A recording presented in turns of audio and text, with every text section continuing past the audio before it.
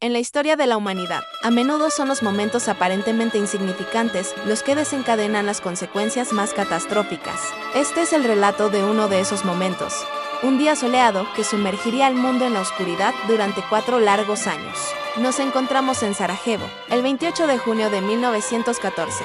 Las calles están abarrotadas de gente que ha salido a recibir al heredero del imperio austrohúngaro, el archiduque Francisco Fernando, y a su esposa, Sofía, duquesa de Oenberg. A bordo de un coche descapotable, la pareja imperial avanza lentamente, saludando con amabilidad a la multitud que los aclama, sin saber que su destino, y el de millones de personas, está a punto de sellarse trágicamente en una de esas mismas calles. Entre el gentío, un joven nacionalista serbio de apenas 19 años, Gavrilo Princip, espera su oportunidad. Horas antes, un primer intento de asesinato con una bomba había fracasado, hiriendo a varios espectadores y llevando al archiduque a cambiar su ruta. Sin embargo, por un giro del destino, el conductor del coche imperial se equivoca de camino y, al intentar dar marcha atrás, se detiene justo frente a Princip. En ese instante fugaz, el joven levanta su pistola. Suenan 2 disparos. El primero alcanza a Sofía en el abdomen, el segundo a Francisco Fernando en el cuello. El caos se desata de inmediato. Los gritos de pánico y confusión ahogan los vítores de la mañana mientras la pareja real se desploma, marcando el fin de una era de paz precaria en Europa. La noticia del asesinato se extendió como la pólvora, ocupando los titulares de los periódicos de todo el mundo. Lo que podría haber sido una crisis regional pronto se convirtió en una catástrofe continental. En las semanas siguientes, las cancillerías de Europa se llenaron de actividad febril, pero no para buscar la paz, sino para preparar la guerra. Un complejo sistema de alianzas, forjado durante décadas de desconfianza y rivalidad, se activó como un mecanismo mortal. Un mapa de la época nos muestra un continente dividido en 2 bloques antagónicos. Por un lado, las potencias centrales, con el Imperio Alemán y Austria-Hungría a la cabeza. Por otro, la Triple Entente, formada por Francia, el Reino Unido y el Imperio Ruso. El efecto dominó fue imparable y aterradoramente rápido. El 28 de julio, exactamente un mes después del atentado, el Imperio Austrohúngaro, respaldado por un cheque en blanco de su poderoso aliado alemán, declaró la guerra a Serbia, a quien culpaba de orquestar el asesinato. En respuesta, Rusia, viéndose a sí misma como la protectora de los pueblos eslavos, comenzó a movilizar sus tropas para defender a Serbia. Esto provocó que Alemania declarara la guerra a Rusia y, poco después, a su aliada, Francia, cuando las tropas alemanas invadieron Bélgica para atacar a Francia. El Reino Unido se vio obligado a intervenir, declarando la guerra a Alemania. La reacción en cadena había completado su curso destructivo. Lo que comenzó con 2 disparos en una calle de Sarajevo se había transformado en un conflicto a escala mundial. Las imágenes de jóvenes soldados sonrientes marchando hacia el frente, convencidos de que estarían en casa para Navidad, se convirtieron en el sombrío preludio de la masacre que estaba por venir. El asesinato del archiduque no fue la única causa de la guerra, pero sí fue la chispa que encendió el polvorín de tensiones acumuladas en Europa.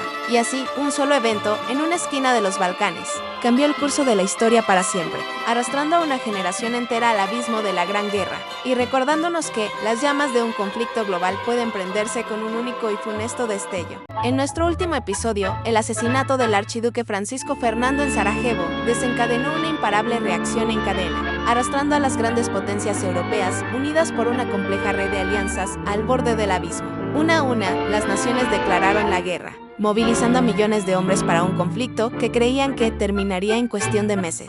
Sin embargo, lo que estaba a punto de comenzar superaría las peores pesadillas de todos, transformando para siempre el rostro del continente y del mundo entero. La mecha se había encendido y el polvorín de Europa estaba a punto de estallar en una conflagración sin precedentes. Con la guerra ya declarada en múltiples frentes, Alemania puso en marcha su audaz y arriesgado plan Schlieffen. La estrategia era simple en su concepción pero brutal en su ejecución: lanzar un ataque relámpago y masivo sobre Francia, atravesando la neutral Bélgica para evitar las fortificaciones fronterizas francesas. El objetivo era capturar París y forzar la rendición de Francia en solo 6 semanas, para luego poder girar todas sus fuerzas hacia el este y enfrentar al coloso ruso. En agosto de 1914, las tropas alemanas, con sus característicos cascos de pincho, cruzaron la frontera belga, violando su neutralidad. Esta invasión fue el catalizador que provocó la entrada de Gran Bretaña en la guerra. Fiel a su tratado de proteger a Bélgica y temerosa de una Alemania dominando la costa del Canal de la Mancha, Londres envió un ultimátum a Berlín.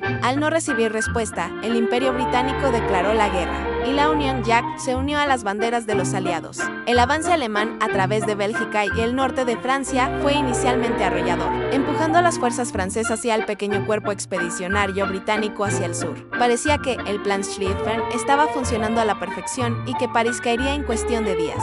Sin embargo, a principios de septiembre, a las puertas de la capital francesa, la marea comenzó a cambiar. En la crucial primera batalla del Marne, las fuerzas franco-británicas, exhaustas pero decididas, lanzaron una contraofensiva desesperada. En una movilización legendaria, miles de soldados franceses fueron transportados al frente en taxis parisinos. El ataque sorpresa detuvo en seco el avance alemán, obligándolos a retroceder. El sueño de una victoria rápida se desvaneció. Incapaces de superarse mutuamente, ambos ejércitos comenzaron a cavar, lo que empezó como simples hoyos para protegerse del fuego de artillería. Pronto se convirtió en un sistema laberíntico de trincheras que se extendería sin interrupción desde la costa belga hasta la frontera suiza. El frente occidental había nacido un escenario de estancamiento y muerte, mientras en el oeste la guerra se convertía en una lucha estática. El frente oriental era un torbellino de movimiento y batallas a una escala monumental. Cumpliendo su promesa a Francia, Rusia movilizó a su gigantesco ejército mucho más rápido de lo que los alemanes habían anticipado, lanzando una invasión sobre Prusia Oriental. Este ataque obligó a Alemania a desviar tropas cruciales del frente occidental, debilitando su ofensiva sobre París y contribuyendo al fracaso del plan Schlieffen. Sin embargo, la ventaja rusa fue efímera. En la batalla de Tannenberg a finales de agosto, y posteriormente en la primera batalla de los Lagos Masurianos en septiembre, las fuerzas alemanas, mejor lideradas y equipadas, infligieron 2 derrotas catastróficas al ejército ruso. Estas batallas demostraron la inmensa escala del conflicto en el este, con cientos de miles de bajas en apenas unas semanas, estableciendo un frente tan brutal y sangriento como el del oeste, aunque caracterizado por una mayor fluidez y vastas distancias. La guerra, que todos pensaban que terminaría para Navidad, se había transformado en una pesadilla global de proporciones inimaginables. En el oeste, un paisaje desolado y lleno de cicatrices de trincheras se había convertido en el hogar y la tumba de millones de hombres, atrapados en un punto muerto sangriento donde cada metro de terreno se ganaba a un coste humano terrible. La maquinaria de la guerra industrial estaba en pleno apogeo, y el mundo contenía la respiración mientras el conflicto se preparaba para entrar en una nueva y aún más mortífera fase. En nuestro próximo episodio, exploraremos cómo la guerra se expandió a nuevos frentes, la entrada de nuevos imperios en la contienda, y la introducción de tecnologías aterradoras que cambiarían para siempre la naturaleza del combate. La guerra se había convertido en una cicatriz de barro y acero a lo largo de Europa, un punto muerto que parecía no tener fin. Durante años, millones de hombres vivieron y murieron en las trincheras, luchando por metros de tierra en un ciclo interminable de ofensivas y contraataques. Pero el mundo no se detiene. Y en 1917, las piezas del tablero global comenzaron a moverse de forma decisiva, marcando el principio del fin. Alemania, desesperada por romper el bloqueo naval británico, desató su guerra submarina sin restricciones, hundiendo barcos sin previo aviso. Esta apuesta audaz provocó a un gigante dormido. Estados Unidos declaró la guerra, y sus tropas frescas, los Dog Boys, comenzaron a desembarcar en Europa. Mientras tanto, en el este, el imperio ruso se desmoronaba. La revolución estalló. El zar fue forzado a abdicar y una Rusia exhausta firmó la paz, retirándose de la contienda. Con el frente oriental cerrado, Alemania concentró todas sus fuerzas en el oeste para una última y masiva ofensiva en la primavera de 1918. La ofensiva de primavera fue un golpe desesperado que inicialmente logró avances significativos. Sin embargo, los aliados, reforzados por las tropas estadounidenses, resistieron y lanzaron una contraofensiva implacable, la ofensiva de los 100 días. Con el uso masivo de tanques y una coordinación superior, las fuerzas aliadas hicieron retroceder a un ejército alemán agotado y desmoralizado. El colapso era inminente. El 11 de noviembre de 1918, en un vagón de tren, en el bosque de Compiègne, los líderes alemanes y aliados firmaron el armisticio. En el frente, las armas finalmente callaron y los soldados emergieron de sus trincheras, celebrando el fin de la pesadilla. La Gran Guerra había terminado, pero dejó tras de sí un continente en ruinas y una generación perdida. El Tratado de Versalles, firmado meses después, cerraría oficialmente este capítulo, pero sus duras condiciones sembrarían las semillas de futuros conflictos, cambiando para siempre el curso de la historia.